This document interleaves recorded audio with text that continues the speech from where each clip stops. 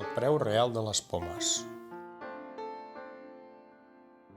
La Rita va anar a comprar el quilo de pomes que la mare li havia demanat per fer aquell pastís que tant li agradava. Li va costar 2,20 € i mentre tornava cap a casa se les mirava i pensava: per què tenen aquest preu i no un altre? Ella sempre s'ho qüestionava tot. Creia que el supermercat s'havia de quedar un marge per la feina de la venda, mantenir el personal, el local i poder fer una mica de calaix. En efecte, el supermercat les comprava al distribuïdor a 1,20 € al quilogram i, per tant, per cada quilogram de pomes venut, el supermercat hi guanyava €1.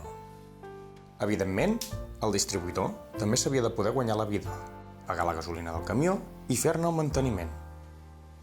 En efecte, el distribuïdor comprava les pomes al pagès a 20 cèntims al quilogram i, per tant, per cada quilogram de pomes que duia al supermercat, el distribuïdor també hi guanyava €1. Aleshores, la Rita es va aturar, va mirar les pomes que duia a la bossa de roba i es va dir a si mateixa: això vol dir que dels 2,20 € que he pagat, el pagès només n'ha rebut 20 cèntims? I va continuar: però com pot ser que si el supermercat i el distribuïdor tenen un marge d'€1, el pagès es guanya la vida amb només 20 cèntims? La realitat era que, al pagès, aquells 20 cèntims amb prou feines li servien per mantenir els cultius i la maquinària. Les seves hores de feina ni se les comptava, i és que ni que ho hagués volgut, amb aquells preus difícilment se les hagués pogut pagar.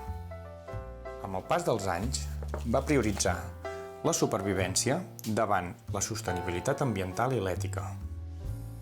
Ja no podia pagar un salari just al noi que l'ajudava, va deixar de cuidar-se de les oliveres i ametllers centenaris que hi havia als marges dels seus camps i també va abandonar els fruiters majestuosos dels petits bancals de vora casa, els quals havia plantat el seu avi. I tot i així, no li sortien els números. Aquell pagès, igual que molts d'altres, no rebia un preu just per als seus productes i es veia abocat a fer allò que anava en contra dels seus principis. Però tot això, la Rita no ho sabia quan va comprar aquell quilo de pomes per 2,20 € al supermercat de vora de casa.